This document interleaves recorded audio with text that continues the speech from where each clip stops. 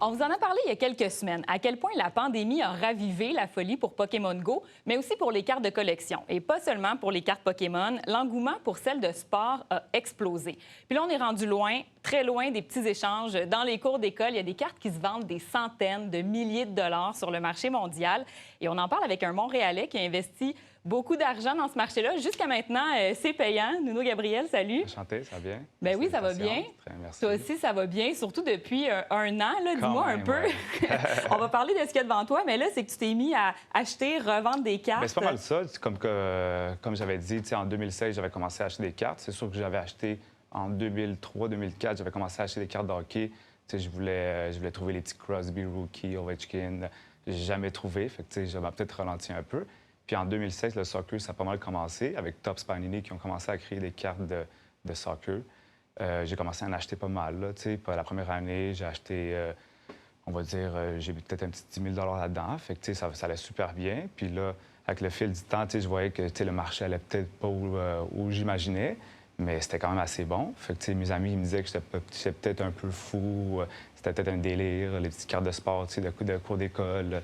C'est ça, il y avait la perception n'était pas encore... Bien, c'était peut-être un petit souvenir de jeunesse que j'avais peut-être pas réalisé, que je vais réaliser un petit peu plus tard. Fait que, j'ai pas mal tout vendu, peut-être 75 de ma collection, que, j'ai fait un profit. Un profit, c'est un profit. Fait que j'étais assez heureux. Puis après ça, pandémie arrive, on est à la maison, on sait pas trop quoi faire, on fait du ménage. Je retrouve mes petites cartes qui me restaient, je fais un petit ménage. Je vais sur les plateformes eBay, Why Not, je regarde un petit peu, je vois que les cartes ont comme explosé un peu, mais quand même, au début, ça a comme vraiment explosé, mais pas autant que 6 mois après. Okay. Fait que, au début, j'ai fait comme, oh, OK, j'étais peut-être pas fou. Là, je regarde, puis là, je vois, genre, la différence de prix, il manquait 2 zéros par rapport aux ventes que j'avais faites. J'étais comme, OK. Parce que là, tu me disais qu'à l'époque, en 2016, quand tu as revendu des cartes, il y en a une que tu as revendue, on va dire 5 000 puis aujourd'hui, cette carte-là vaudrait combien? Bien, je dirais qu'elle vaudrait à peu près un demi-million. Pour un peu de regret. Bien, moi, dans la vie, comme je dis, comme pas mal de monde qui me connaissent, c'est un gars qui vit, je suis un gars qui vit pas avec les regrets. Moi, j'ai pas envie de me réveiller à 50 ans puis dire j'aurais pu faire ça, ça, ça. Fait que, moi, je l'ai pris plus comme motivation dans la vie pour réussir, il faut avoir des regrets. Puis, le but, c'est de pas faire 2 fois la même erreur.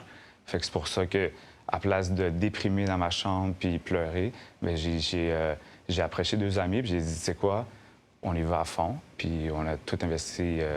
Mais moi, tu me disais, vous êtes 3, vous avez investi dans les 6 chiffres depuis un an. Dans un an. Puis là, tu t'apprêtes à démissionner de l'emploi que tu occupais depuis 13 ans parce que c'est super payant. Bien, c'est super payant. Puis aussi, en même temps, à côté, j'ai une petite compagnie d'événementiel, l'agence First Round, que je compte développer pas mal. Mais c'est sûr que je compte me concentrer 75 au cœur de sport. Il y a du gros potentiel. Puis moi, le but, c'est pas juste de prendre le contrôle de Montréal, c'est d'éduquer les jeunes à retrouver ce petit truc qu'on avait quand on était jeunes, qu'on échangeait des cartes dans la cour d'école, de les éduquer, de le faire voir c'est où est-ce qu'ils peuvent aller voir le prix de leur carte, la revente, c'est quoi les meilleures façons, c'est pas faire les mêmes erreurs peut-être que j'ai fait. Fait que je compte ouvrir une chaîne YouTube, faire des podcasts, faire des breaks, comme je t'avais dit, ouvrir des paquets en live. C'est ça, de projets là-dedans, parce que c'est un univers qui est fascinant. J'aimerais qu'on parle de toutes les facetes, mais il y en a tellement. Dis-moi, bon, ces cartes-là, exemple, ce que tu as devant toi, c'est une mallette, tu es arrivé ici. Oui, je passe à la banque vite. Tu dis, il a fallu passer à la banque parce que tu ne gardes pas ça chez toi. Bien, c'est sûr que c'est quand même des cartes qui valent assez d'argent, puis c'est sûr que, à la maison, on n'a pas un coffre-fort. Bien, certaines personnes ont des coffres-forts, mais c'est sûr qu'à la banque, c'est d'avoir peut-être la tête un peu plus tranquille. Oui, je passais à la banque, fait que, ici, j'ai dans les 6 chiffres là, de cartes. Là. C'est sûr que pour l'instant, j'ai pas mal beaucoup investi. J'ai pas revendu beaucoup.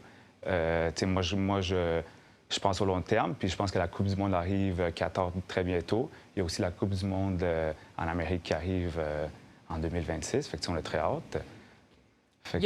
C'est ça. C'est un peu comme la bourse quand même. Tu fais des investissements, tu sais pas comment ça va virer. C'est un peu risqué, mais pour moi, je me dis c'est des risques contrôlés. Moi, j'aime ça prendre des risques dans la vie. Mais je te dirais, en ce moment, je pense que c'est des risques contrôlés. Il faut acheter les bonnes choses. Je pense qu'au début, pendant la COVID, le monde c'était pas mal la folie. Tout montait. Mais je pense qu'après ça, il y a un petit ajustement des prix du marché. Je pense qu'il y a des cartes qui sont vendues, puis c'était comme... il n'y avait pas de justification. Je pense qu'en ce moment, ça, c'est comme... Le marché s'est ajusté, puis je pense que, le monde sont plus intelligents dans leur investissement.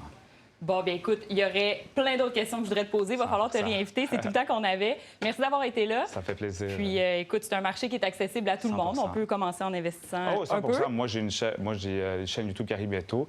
Mon Instagram, MTL Soccer Cards. Si vous avez des questions, des conseils, je vais toujours être là. Vous pouvez me contacter, ça va me faire un plaisir de répondre à vos questions. Merci d'avoir été là. C'est un Merci pour ta plaisir. générosité. Merci. Merci, Audrey.